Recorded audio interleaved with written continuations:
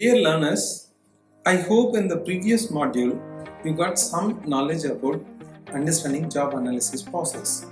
Now, in this module, we'll have a discussion about different methods of performing job analysis. So there are 9 methods are available. Even beyond that also, you can use any of the recently developed approaches in terms of performing the job analysis.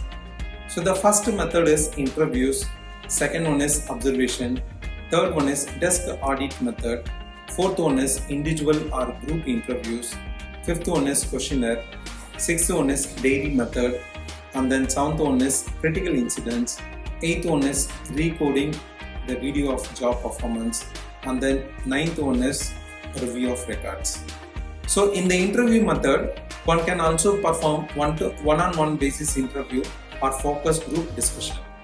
So in the focus group discussion, what he or she can do is they can come up with a questionnaire sort of schedule, or some of the questions they can have it in their hand, and then they can shoot the questions among the focus group participants, and focus group participants will come with their points related to the daily task or maybe jobs performed by the individuals. Similarly, in observation method, there are different types of observations are available. One is mechanical observation and then in-person basis observation.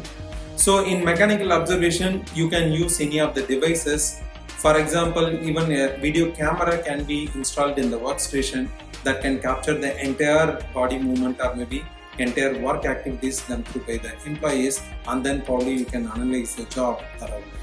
That is also another approach. If it is in-person observation, in typical manufacturing organization, as a HR manager or maybe supervisor or maybe job analyst, you go to the workstation and then you stand next to the person one was doing the job, or maybe you sit or stand in a place where you can observe the body movement as well as the different types of tasks performed by the individuals. So you can observe all those activities, each and every task performed by the employees in the organization.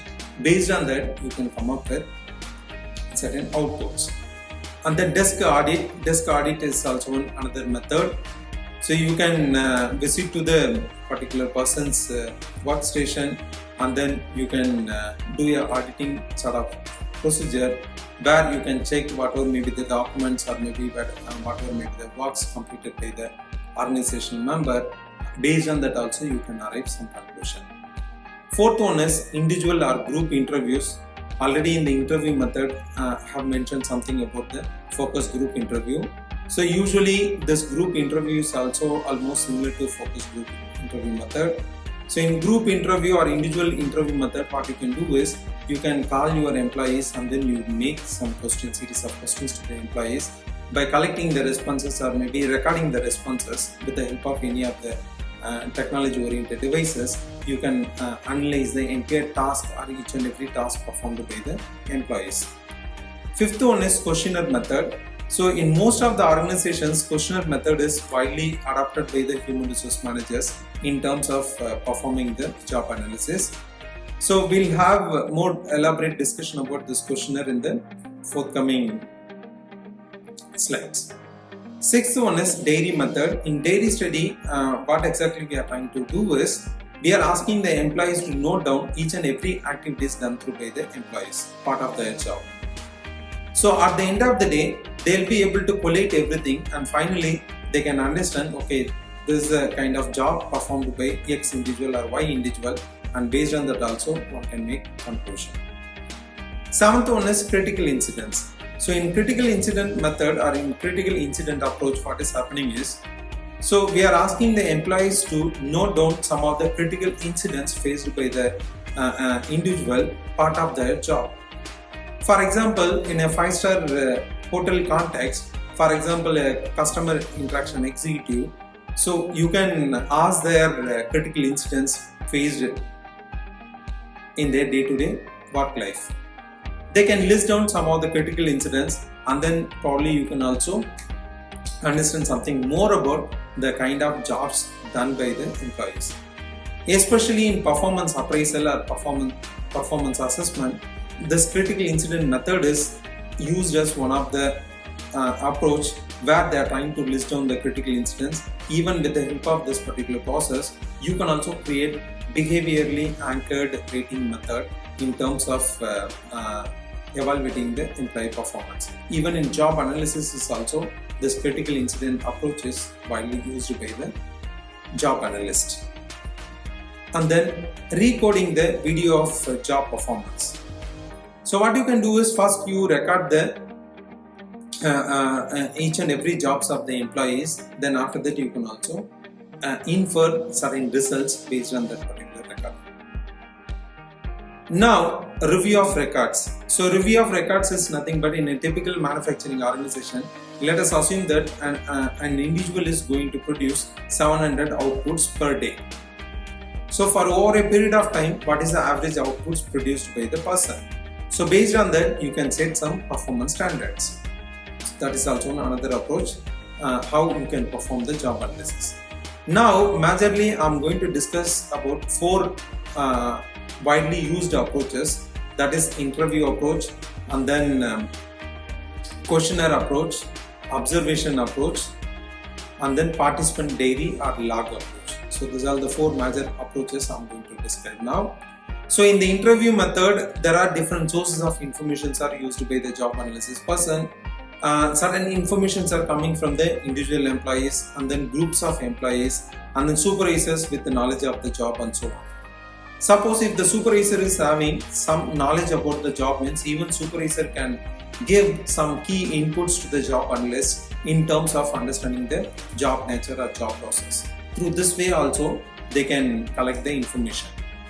Individual employees, in the sense you can do one-on-one interview with the employees, and then for example there are about 200 employees are working in a workstation, or maybe what unit means randomly you try to select some 10 employees or maybe 20 employees, depending upon the time availability and then depending upon the cost involved in the job analysis process. You select the members and then you try to do the one-on-one interview process. So usually in one-on-one interview process, the interviewer used to ask some of the key tasks done through by the employees in their day-to-day life. So based on that also you can collect the information. And then from groups of employees, in groups of employees what is happening is you can also ask certain questions to the team or maybe group of employees, those who are working in the organization, in terms of their teamwork or maybe collaborative work, or maybe for example in most of the innovative firms or maybe wherever they are trying to invent something, especially in R&D setups, they work in a team. So there also you can conduct the interview among the group members. They will come up with certain information about the day-to-day jobs performed by the team members in the organization. So there are certain advantages and disadvantages in terms of using the interview approach.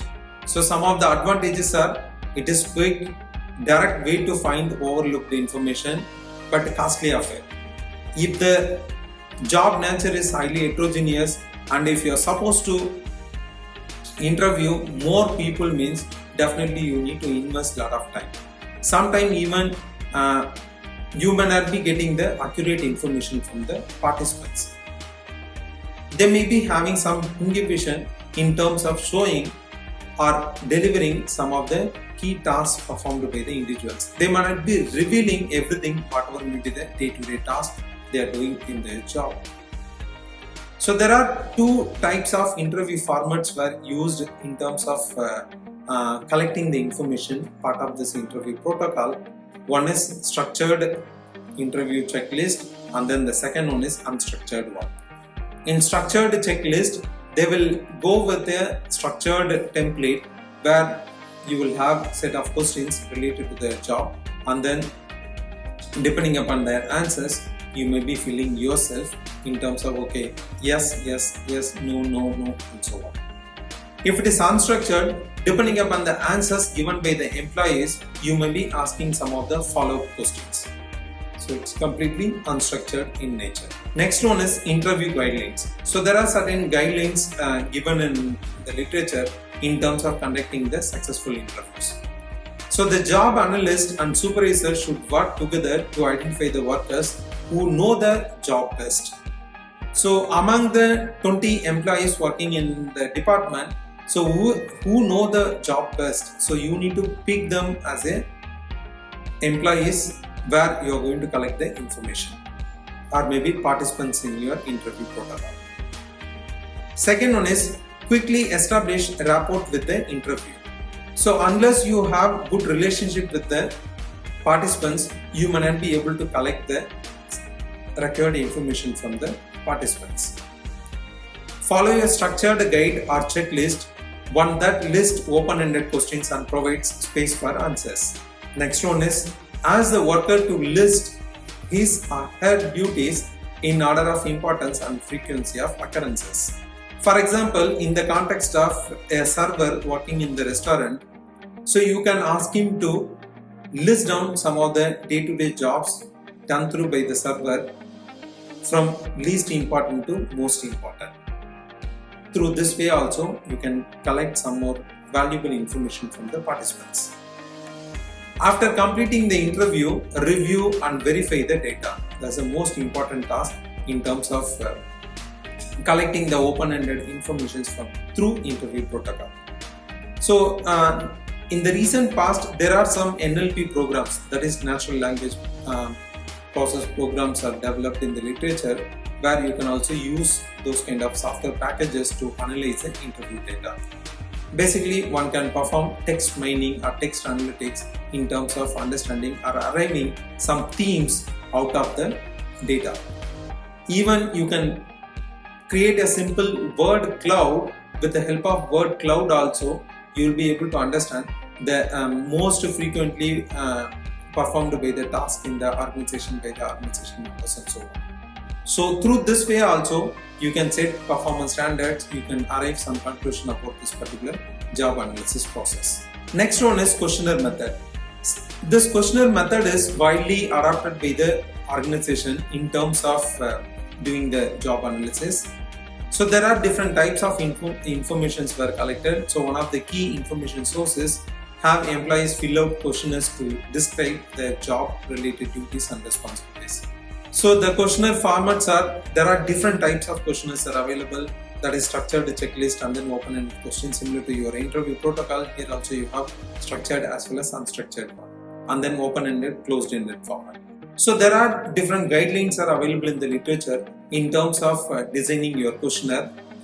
So some of the guidelines are don't have a lengthy questionnaire because sometimes you may be getting some biased responses from the participants. So biasness is one of the major issue in terms of collecting any kind of information from the participants through questionnaire survey method. And make sure that you are not having double-barreled questions. So double-barrel question is nothing but, so within a question you are trying to ask or you are trying to measure two different entities. So if that is the case, that is referred as a double-barrel question. For example, do you like this job or not? Whether they will say yes or no, whether for liking they will give the yes or for not liking they will give the yes. So you should not have this kind of double-barrel information related questions. And then some of the advantages of questionnaires are, and one more major issue with the questionnaire survey method is, depending upon their mood, depending upon the time of the data collection, you may be getting a lot of biasness from the participants. If your questionnaire is too lengthy, means again there is an issue. So try to have a short version of the questionnaire and then you try to measure everything. So before you prepare your questionnaire, you try to make sure that what are the traits you are going to measure, part of this job analysis information collection procedure.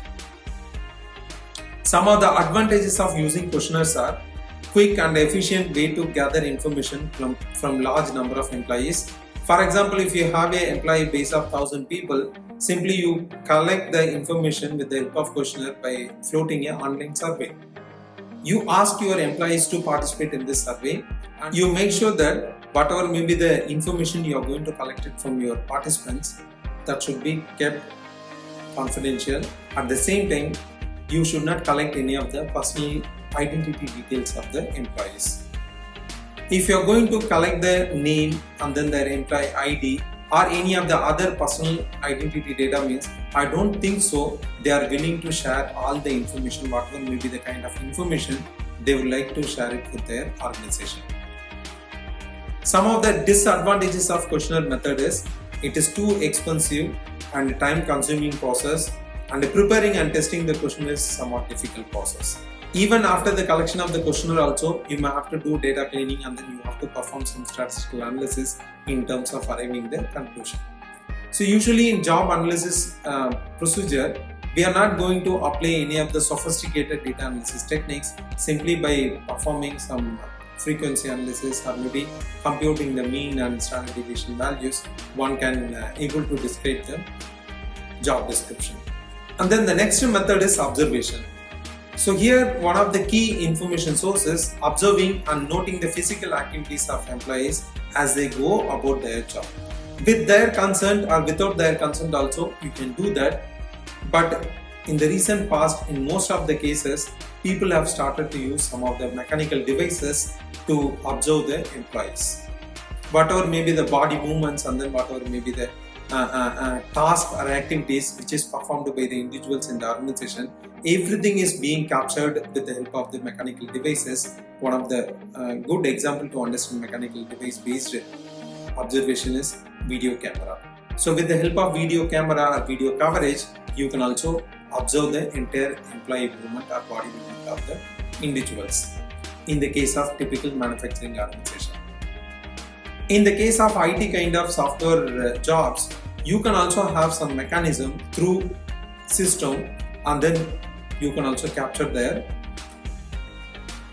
daily activities or maybe each and every pieces of the task done through by the individuals. Some of the advantages of using observation method is it provides first-hand information, reduces, it can also collect some accurate information from the participants. Disadvantages are time consuming, difficulty in capturing the entire job cycle or maybe entire task performed by the employees in the organization, of little use if job involves a high level of mental activity. For example, in typical manufacturing organization, you can use this observation method. Similarly, even in supermarket also, because most of the jobs were done through with the help of their body movement. So with the help of video camera, you will be able to actually measure their daily activities. Suppose if you are working in a R&D setup, so there is no much of body movement or physical activities, but everything is related to mental activity. So if that is the case, how you are going to capture this? So there the observation method is not a right approach. Probably interview approach can solve this issue. But comparing questionnaire survey method, observation is more accurate. Here you can reduce the biases. That is very much possible. But in most of the cases, you may not be able to use observation method. And then the next one is participant diary or log report or log method. So here, workers are asked to keep a chronological diary or log of what they do and the time spent in each activity. For example, in teaching profession, in a 8-hour clock time, so what are the things I'm going to do? For example, morning I have 3 hours of class. Afternoon I'm going to have another 2 hours of class. So I can make a note of everything, whatever may be the activities I'm doing in the work premises. Similarly, if the job is something related to mental activity, if the mind related activities are more in the particular job means, you can adopt this particular participant diary or log method. There you can ask your respondent or maybe participant to make a note of everything about their day-to-day activities. Finally, you can collate all the informations and then you can also perform some content analysis to arrive some conclusion about the job analysis. Some of the disadvantages are sometimes you may not be able to collect accurate information and it is depending upon employees to accurately recall their activities. Sometimes they may not be in the position to recall the entire activities performed by the organization members in the day. Some of the advantages are it produces a more complete picture of the job and then employee participation is also highly ensured here. Whereas in questionnaire survey method, employee participation is not highly ensured because with the help of paper and pencil method, or maybe with the help of online survey, you are going to collect the information. But here that is not the case. Employee participation is highly ensured because employees are they themselves going to record all those their activities or duties or individual tasks performed in their job. Some of the quantitative job analysis techniques are the position analysis questionnaire. This is also a standard instrument where you can adapt or employ, and then you can perform some statistical analysis. That is also another approach how you can do the job analysis. So here a questionnaire used to collect quantifiable data concerning the duties and responsibilities of various jobs. So one side you can keep all the tasks performed by the individuals, then after that you can collect some responses from the personals, then finally you can perform some quantitative data analysis. Even in some of the cases you can also combine some of the approaches. For example, even to create the questionnaire, you do the interview method or you do the daily study or log related study. Even you can also conduct some focus group interview, and then finally you try to arrive some theme. Then based on the themes you create the items or maybe questions that is going to be included in your questionnaire. And then another method is the Department of Labor DOL procedure. So here a standardized method by which different jobs can be quantitatively rated, classified and compared. So here they have given some classification in terms of different tasks performed in the organization. Based on that also you can give some ratings. And then functional job analysis. It takes into account the extent to which instructions, reasoning, judgment and mathematical and verbal ability are necessary for performing job tasks. So here basically we are trying to understand something related to the job function. So there are different aspects of job analysis are available. One is duties and tasks, second one is environment, third one is tools and equipment used by the employees in the organization, and then relationship nature, and then requirements, human resource requirements. So the first kind of aspect is duties and tasks. So we are trying to understand the different duties and then tasks performed by the employees. With the help of that, we can also create the job description statement. And then we are trying to understand the working condition of the organization. That is nothing but environment. This is also another lens or another perspective or another aspect of job analysis. And then tools and equipment. What sort of tools and equipments are used by the organization members? That is also we are trying to understand. And then relationship nature. Whether the employees are highly connected with their managers or whether they are having any other relationship with other department people and so on. So even to understand this, you can do the job analysis. And then human resource requirements. If you want to understand their needs and requirements, again this job analysis need to be performed in the organization. So the final outcome of performing this job analysis is writing the job descriptions. So in simple sense, job description is nothing but a written statement of what the worker actually does, how he or she does it, and what the job's working conditions are, and so on. So this is nothing but job description. So basically in the job description statement, you will have the entire roles and responsibilities performed by the employee in that particular role. Sections of a typical job description: job identification, job summary, and then responsibilities and duties performed by the individual, authority of incumbent, the hierarchy structure, standards of performance or expected performance standards, working conditions, job specification. Job specifications are nothing but the essential skill set required by the employees or maybe qualifications. So these are the different sections of a typical job description statement. So in job identification, you can have the job title, that is name of the job, and then status or exact job designation, and then preparation date, when the description was written, and then who has prepared this, who wrote the description. So you need to have all those information. And then job summary describes the general nature of the job, lists the major functions or activities and so on. So in a paragraph, you can write the job summary. That should contain some of the general nature of the job along with some of the major activities or major functions or major tasks performed by the individuals in their organization. And then the relationships, that is nothing but chain of command. So whether this employee is going to report to the CEO or maybe manager or immediate supervisor and so on. So reports to whom? Employees immediate supervisor or not. Supervisors, employees that the job incumbent directly supervises. If the employee is going to supervise their subordinates, means whether he or she is going to supervise or not. So this also need to be described in the job description statement. Works with, who are all their colleagues? Others with whom the job holder will be expected to work and come into contact with internally. And then outside the company, whether the individual is going to make any communication with the outside of the company parties. So others with whom the job holder is expected to work and come into contact with externally.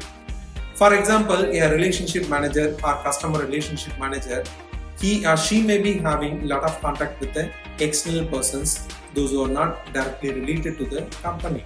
Probably they may be the clients or customers of your products or service and so on. And then responsibilities and duties. Clearly you need to list down the major responsibilities and duties or essential functions which has to be performed by the individual. And defines limits of job holders' decision-making authority, direct supervision and budgetary limitations and so on. And standard occupational classification, most are, in some of the organizations, they do have some standard occupational classifications. You can give some numbers. So there is a classification number, for example, classifies all workers into one of 23 major groups of jobs which are subdivided into 96 minor groups of jobs and detailed occupations.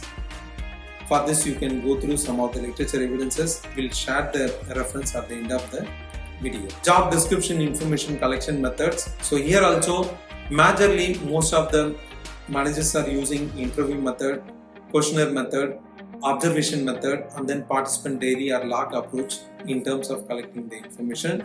This is exactly similar to job analysis methods. Is a job function essential? How do you determine? So there are certain questions you need to ask yourself whenever you want to determine whether a function or maybe a particular task is essential or not. So what 3 or 4 main activities actually constitute the job? Is each really necessary? So you need to understand this. What is the relationship between each task? Is there a special sequence which the task must follow? Do the tasks necessitate sitting, standing, traveling, walking, climbing, running, stopping, kneeling, lifting, carrying, digging, writing and so on? So these are the things you need to write down as well as understand. How many employees are available to perform the job function? Can the job function be distributed among other employees and so on? This is also another question one should ask whenever they are going to determine the essential job functions in their organization. How much time is spent on the job performing each particular function? Are frequent tasks less important to success and so on? So this is also another question one should ask. Would removing a function fundamentally alter the job or not? For example, in a typical manufacturing organization, let us assume that you are going to prepare or maybe assemble a laptop. So in between there are multiple jobs were done through by the organization members. Suppose if you remove your particular task, whether that is going to drastically alter the entire overall function of the job and so on. So these are the things, these are the certain questions one should ask before you determine the essential job functions. Some more questions. What happens if your task is not completed on time? Does the position exist to perform that particular function and so on? Are employees in the position actually required to perform the function? Is there a limited number of other employees available to perform the function? What is the degree of expertise or skill required to perform the function? What is the actual work experience of present or past employees in the job? What is the amount of time an individual actually spends performing the function? What are the consequences of not requiring the performance of the function? So these are the some of the questions which has to be asked by the person one who is going to determine the essentials of the job functions. So job description, and then the next criteria is standard of performance and working conditions. So here you try to list down the standards the employee is expected to achieve under each of the job description's main duties and responsibilities.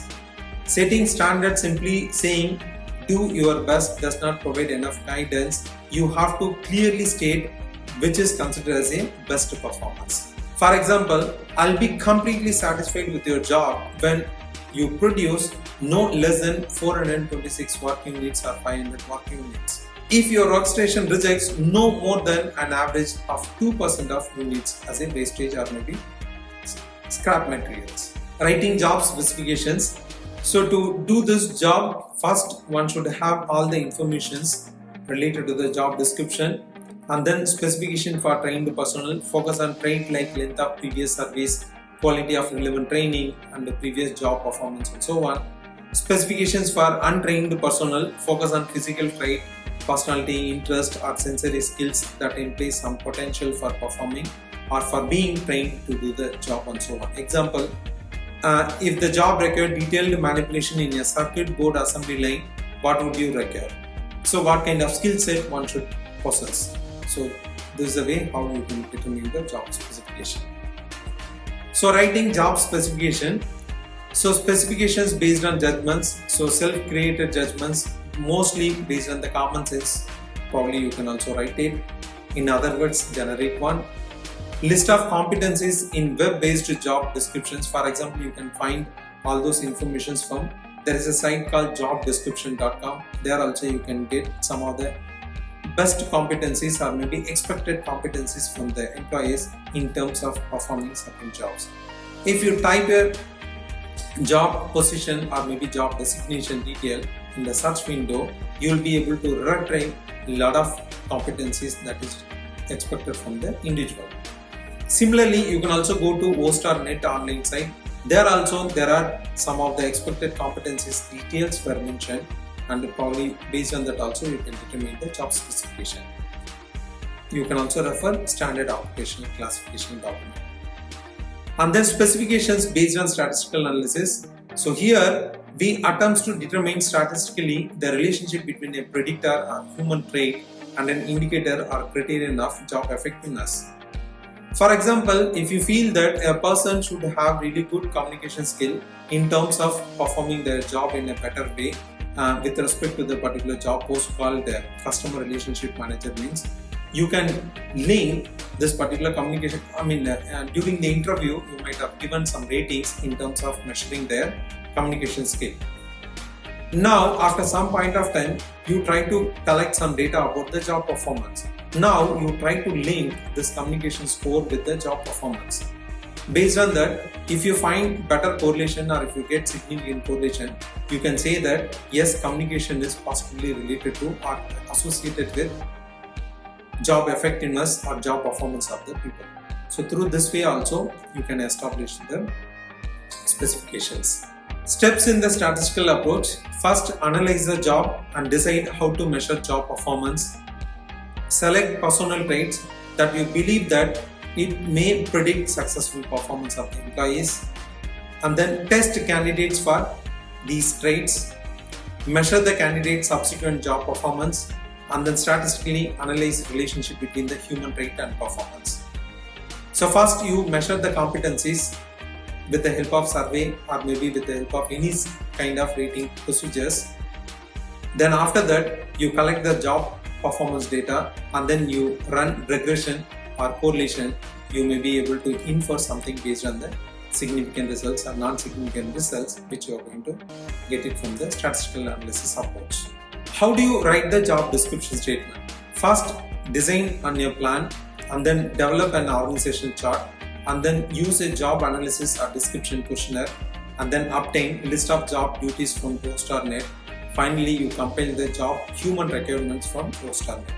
So through this way, you can create the job description and then finally you can complete your job description statement and then you can submit to your higher authorities. Thank you.